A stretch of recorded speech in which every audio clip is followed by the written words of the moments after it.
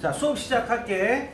오늘은 교과서 87페이지 모스크바 3국 외상회의인데 이전 시간에 학교에서 이게 38도선이 설정되고 우리나라 광복 이후에 남쪽에 이제 미군이 북쪽에 소련군이 들어와서 이제 점령한 상황에서 우리가 광복을 맞이했다까지 수업한 친구들 이후의 수업을 지금 얘기하려고 그래. 알겠지? 그 수업을 이야기하려고 하고. 왜 서 있어? 책을 안 갖고 왔어요. 양심 있네. 지금 수업은 3학년 9반에서 진행을 하는데 책 안 갖고 온 새끼들 보여주고 싶은 마음이 굴뚝 같은데 참고겠어. 알겠어?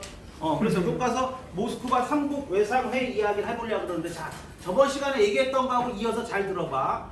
자, 갑작스러운 일본의 항복으로 45년 8월 15일날 우리가 광복을 맞이했고, 준비가 안 된 상황에서 남쪽 38도선을 왜 그었는지 얘기했었지. 소련군이 참전한 상황에 미국이 준비가 안 된 상황에 소련에게 그냥 분할 점령을 제안을 했다겠지. 그러니까 아무 의미 없는 선이었어. 처음에는 북이 38도선이라는 게 그냥 우리나라의 가운데를 지나가는 그냥 일반적 행정적인 의미의 선. 그리고 그걸로 인해서 그냥 그 아래쪽에는 미군이, 위쪽에는 소련군이 일본의 무장을 해제시킨다는 의미로 그냥 남았었단 말이야. 근데 이게 그 상황에서 광복을 맞이하니까 그대로 고착화가 되는 거지. 그럼 이제 이 나라, 일본이 식민 지배했던 예전 조선, 이제 얘들이 뭐라고 부르는, 대한민국이라고 부르는 이 나라, 그지? 이 나라에 어떻게든 뭐 정부를 만들어줄지 뭐를 해야 될지 결론을 내야 될 거 아니야, 연합국 측에서. 그래서 그해 12월에 45년 12월에 소련의 수도였던 모스크바에서 미국 외무장관, 영국 외무장관, 그 다음에 소련 외무장관, 왜냐면 얘네가 승전국이잖아. 이긴 나라들, 연합국의 핵심 나라들, 그치? 이 이긴 나라 외무장관 3명이서 이 땅을 어떻게 할 건지에 대해서 이제 회의를 한 거야. 이거를 뭐라고 불러 우리가? 이걸 모스크바 3국 외상 회의 또는 회담이라고 이야기한단 말이야. 모스크바에서 3국의 3개 나라의 외교부 장관이 모여가지고 이 임시정부가 있었던 예전에, 지금 아무것도 인정 안 한다고 했었지, 그치? 이 땅, 지금 일본 식민 지배받았었던 이 한반도에 어떻게 이제 정권을 만들고 넘겨줄 건지에 대해서 이야기 시작을 한 거야. 그래서 여기 회담 결과가 결론적으로 3개가 나왔어. 얘들이 앞으로 이 땅에 어떻게 할 거냐를 결론을 3가지를 낸 거야. 첫 번째,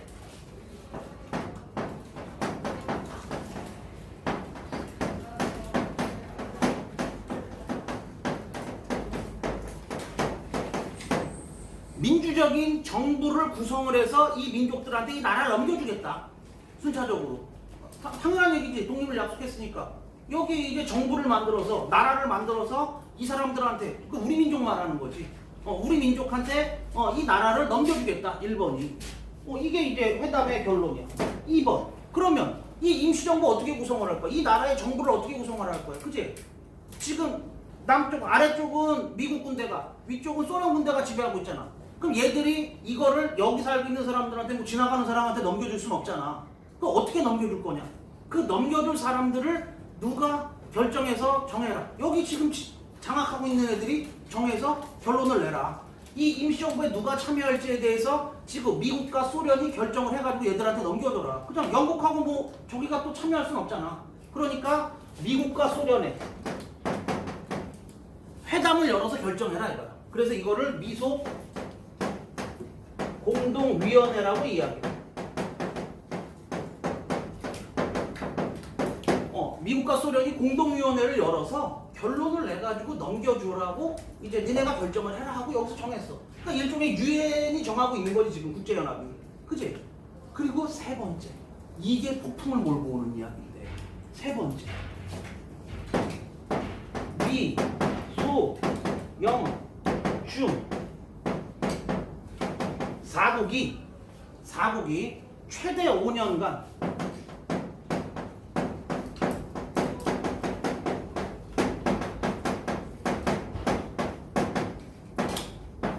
신탁 통치를 실시한다. 이렇게 결정한다. 자, 여기에서 니네가 알아야 될 단어 뭐? 신탁 통치. 그렇지. 없냐?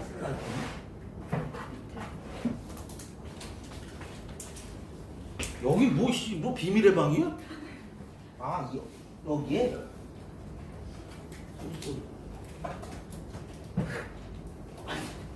아니, 노란 분필 이렇게 힘들게 꺼내야 돼? 어? 이 비밀이야? 이걸 알아요. 이거. 신탁통치 뭐야? 영어로는 트러스트 쉔이라고 부르는데 고급 영어야. 트러스트 믿음의 뭐 약속 뭐 이런 뜻이야. 이 신탁통치가 뭐냐면은 그러니까 아직 뭐 이 정부 구성을 할 만한 능력이나 아니면 국가 구성을 할 만한 능력이 없는 곳에 유엔 관리하에, 그러니까 이 네 나라가 관리를 하겠다는 거지. 네 나라 관리하에, 그러니까 예비로 국가 체제를 좀 잡고서 이 시스템을 만들어주는 거야. 쉽게 얘기하면 프렌드십 같은 거지. 어? 친구들 공부 못하면 옆에 공부 잘하는 친구가 붙어가지고 아예 모르면 뭐 수학은 어떻게 공부하고 영어는 어떻게 공부 이런 거 도와주는 것처럼 이 신탁통치라는 게 그런 거야. 오케이? 신탁통치를 실시한다. 이렇게 결정을 했단 말이야. 이해되니? 야, 어때 니네는 이 모스크바 삼국 외상회의의 내용이? 느낌이? 아니야, 어때 느낌이? 별로예요. 별로야? 왜? 안 나오네요. 뭐가 안 나와? 쌤이 안 아, 내가 안 나와? 이게 어때? 안 나오네요. 지금 거기도 안 나와요. 아, 뭐씨, 안 나와도 돼. 안 나와도 돼. 이거만 하려면 돼. 느낌이 어때? 정, 느낌이 어때? 뭔가 우리나라를 누를 것 같아. 누를 것 같아? 뭔가 자율적으로 했으면 자율적으로? 후정이는 생각에 만약 45년 8월 15일 우리가 광복을 딱 맞이했어. 그럼 우리 민족의 역량으로 충분히 바로 국가 구성을 하고 국가 통치할 만한 역량이 있다고 보는 거야.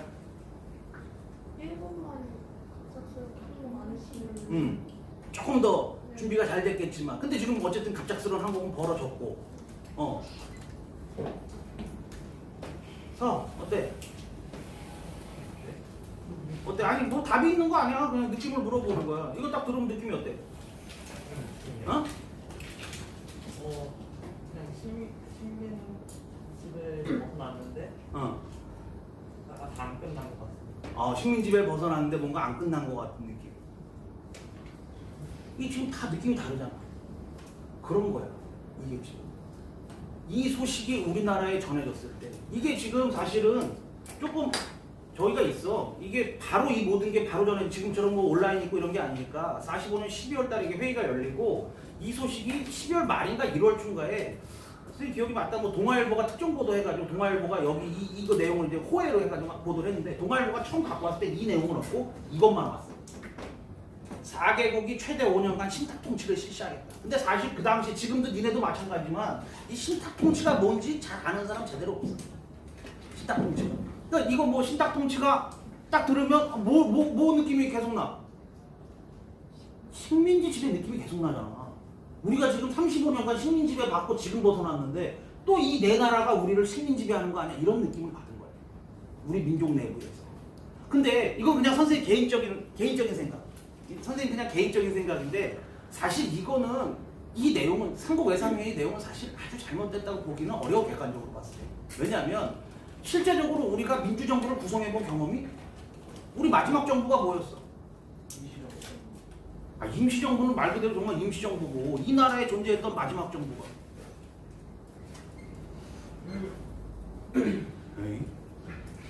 식민지배 받기 전에 마지막 정부가 마지막 나라가 어떤 나라에서 대한제국이었지. 대한제국 누가 지배하던 황제가 지배하던 전제군주 국가였잖아. 사실 우리는 우리 손으로 민주주의 정부를 구성해서 운영해본 경험이 없어. 사실 임시정부는 상하이에서 그냥 급작스럽게 만든 거고 임시정부죠 말 그대로. 사실 우리가 사실 이 당시에 우리가 뭐 그렇다고 해가지고 막 국민들의 막 의식 수준이 엄청 높냐? 그것도 아니잖아 사실. 그치? 이게 그렇게 나쁜 거라고 생각되진 않아. 만약에 이게 약속이 그대로 지켜졌다면. 사실 얘네들 입장에서 얘네들은 정부 구성을 해본 적이 없으니까 5년간 실제적으로 맞춘 거야. 미리 근대 국가를 건설해서 운영해본 대국 애들이 체계를 잡고 진행을 하면서 뭐를 구성을 해주겠다는 거야. 임시정부 구성을 해서 5년 내로 임시정부 만들어준 애들한테 정부 넘겨주겠다는 얘기였거든. 사실 이게 그렇게 막 흥분할 내용은 아니었는데 그렇다고 선생님 뭐 자기 편을 드는 건 아니야. 좀 이따 얘기할 건데 아니었는데 이게 처음에 이 내용만 전해주면서 사실은 어디에 꽂힌 거야 우리가? 신탁 통치에 꽂힌 거지. 이게 식민지의 연장 아니냐. 그래서 이 내용이 전해지고 나서 난리 부르스가 났어. 그래서 국내에 있는 모든 정치 세력들이 이거에 대해서 반발하고 지랄 난리가 났단 말이야. 야 그러면 니네 국내에 있었던 이 당시 그러니까 어쨌든 이 남쪽이지 우리 살고 있는 아래쪽에 국내 정치 세력이라고 하면 좌익과 우익들을 총망라해서 얘기를 하는 건데 앞으로 좌익, 우익 이런 얘기가 계속 나오거든? 좌익이 뭐고 우익이 뭔지 내가 설명했지 저번 시간에. 뭐지 이 반응은? 네? 좌익이 뭐고 우익이 뭐야? 요즘은 좌파, 우파 이렇게 보잖아.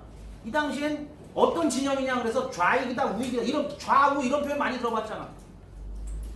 야 이거는 공부를 하기 위한 기본적인 상식 이거 기억해야 돼.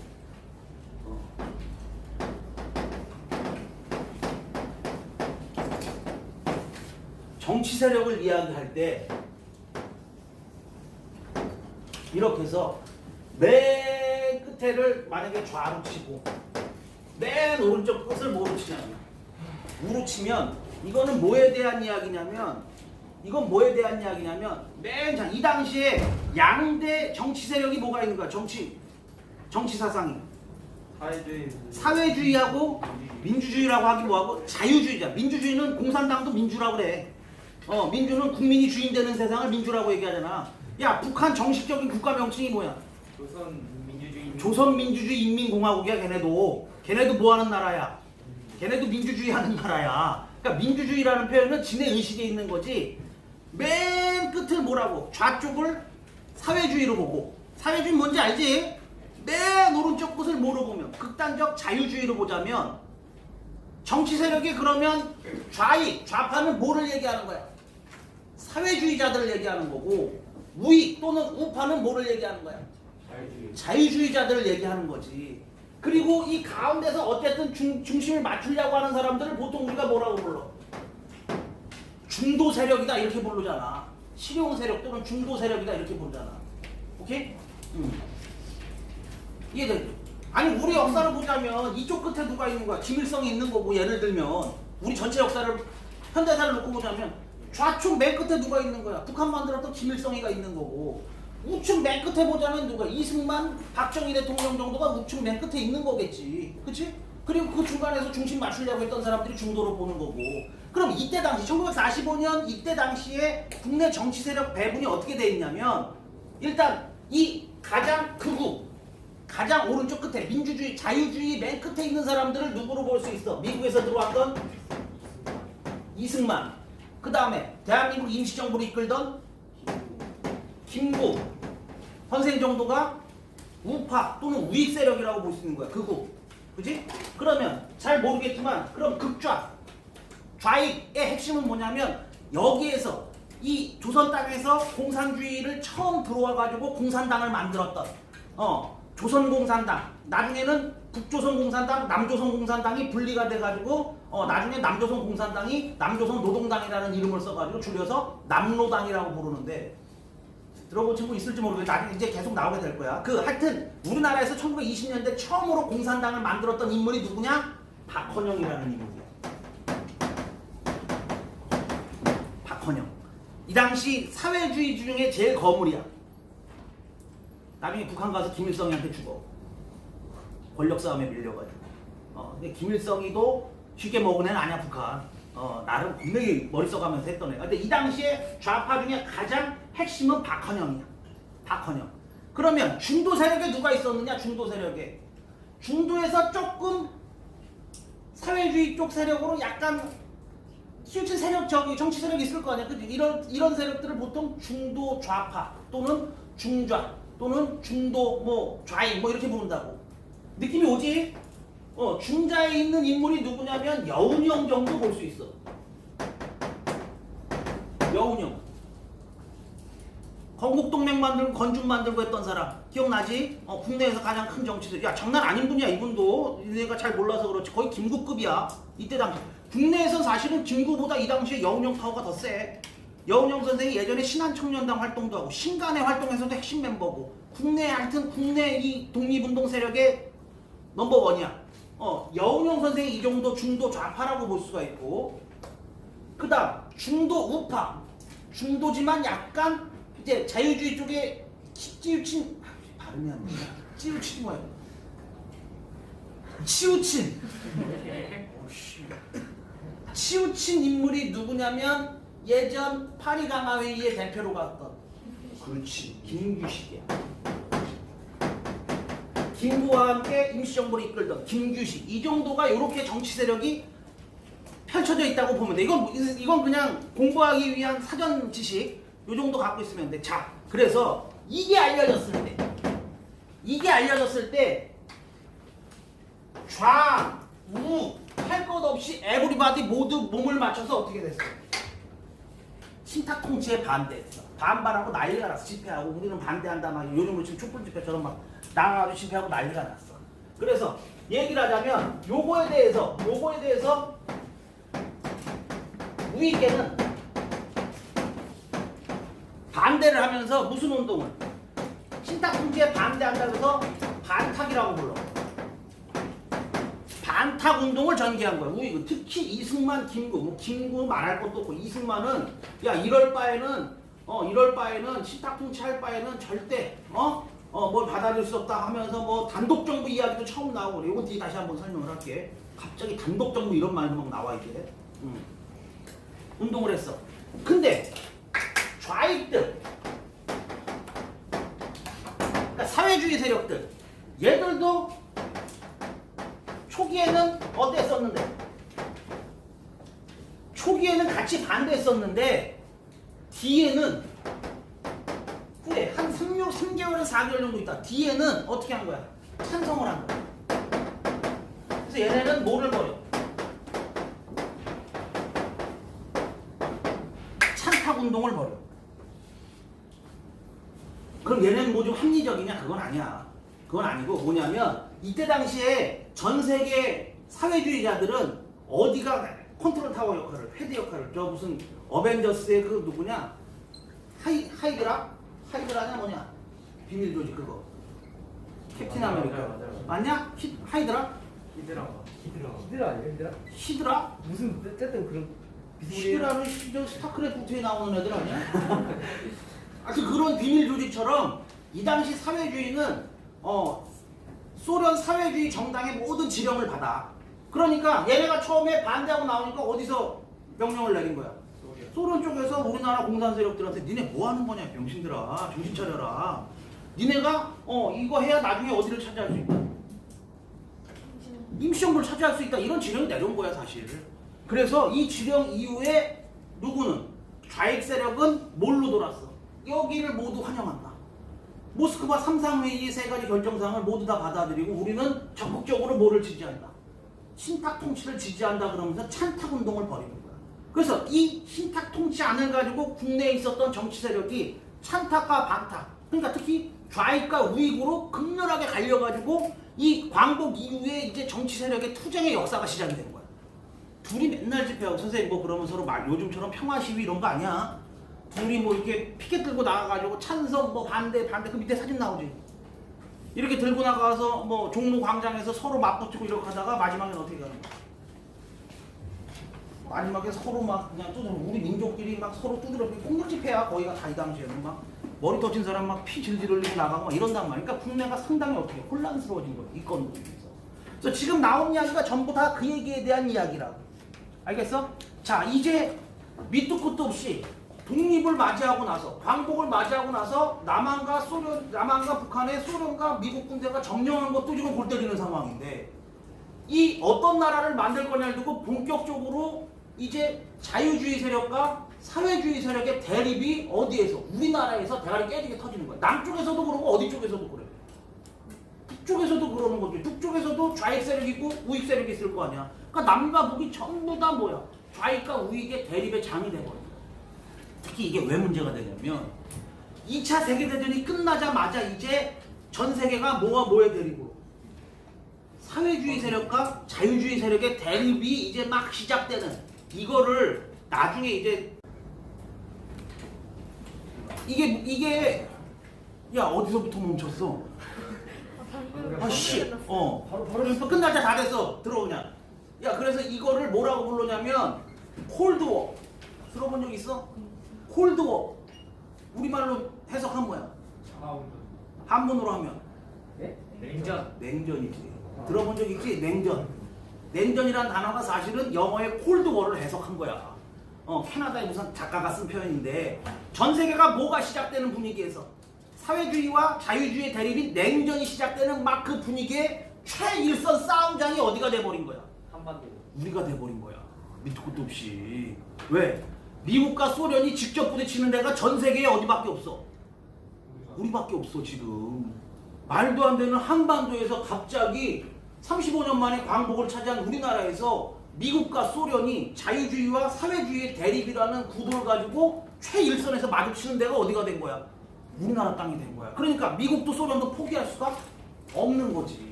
이러면서 이쪽에 서로 편을 먹은 우리나라의 좌익 세력과 우익 세력도 이제 그 편을 들고서 우리나라 전체가 다시 이게 일본을 몰아내면 우리는 그냥 평화가 올 줄 알았는데 일본을 몰아내고 났더니 밑도 끝도 없이 이제 사회주의가 자유주의가 대립하고 있는 그런 대립의 장으로 펼쳐졌단 말이야. 자, 이거 밝혀졌어. 이제 어쨌든 우리랑 상관없이 이거는 국제사회의 결정사항이야. 자, 그럼 뭘로 가야 돼 이제? 우리 대가리 깨지게 싸우는 건 지금 얘네들한테 신경도 안 쓰여. 뭘로 가야 돼 이제? 미소 공동위원회. 그렇지, 이걸로 가야지. 이거 해서 결론을 내야 뭘로 넘어갈 거야? 민주정부, 임시정부를 구성을 하고 얘네가 신탁 통치하면서 임시정부한테 어드바이스를 할 거 아니야. 이제 뭘로 가는 분위기? 미소 공동위원회로 가는 분위기가 만들어진다.